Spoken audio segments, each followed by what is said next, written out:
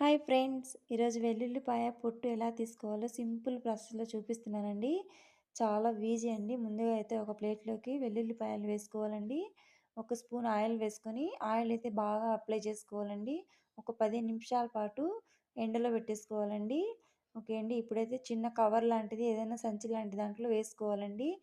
వేసుకొని పైన గట్టిగా పట్టుకొని ఒక 2, 3 సార్లు గట్టిగా నేలకేసి కొట్టాలండి. ఓకే అండి.